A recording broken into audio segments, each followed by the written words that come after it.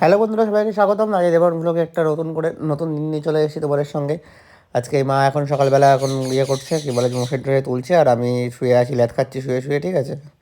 এবং উঠতে ইচ্ছা করছে না, এত ঘুম চোখে, কিন্তু উঠতে হবে, কেননা আজকে কিছু কাজ রয়েছে, কাজগুলো সারবো টুকটুক করে। তো হয়তো সব কাজ তোমাদেরকে ব্লগে দেখানো যাবে না, কিন্তু যতটা পারবো চেষ্টা করবো দেখাবো। কাজ বলতে কিছুই না, ভিডিও শ্যুট। হ্যাঁ, ঠিক আছে। তো পুচকু এখন ঘুমাচ্ছে, ঠিক আছে। পুচকু এখন এখন ঘুম থেকে উঠেছি অনেকক্ষণ, সকালবেলা ওকে বিস্কুট টিস্কুট খাওয়ানো হয়েছে, বাবাকে খাইয়ে দিয়েছে বিস্কুট।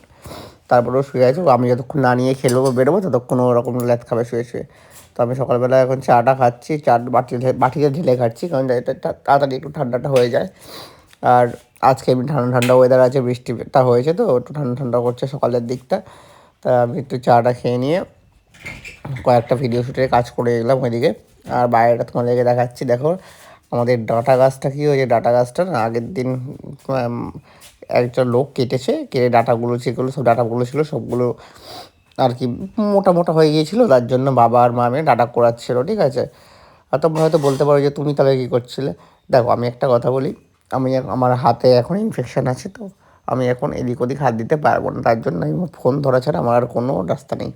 তাকে দুপুর হয়ে গেছে, মা মাছ রান্না করছে, আর এখানে রান্না করছে। মাকে বললাম এটা কী রান্না করছে, মা বললো ওটা আমার ডাল রান্না করছে, মানে আমি মুসুরির ডাল খাবো, সেই মুসুরির ডাল রান্না করছে।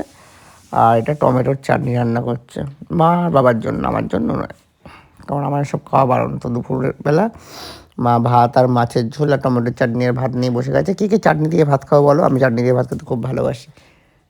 যাই হোক, তো এই বিড়ালটা বসে আছে, আমাদের খাওয়া হয়ে যাবে তারপর ওকে ভাত দেওয়া হবে, তার জন্য চুপচাপ বসে আছে, খুব ভদ্র বিড়াল।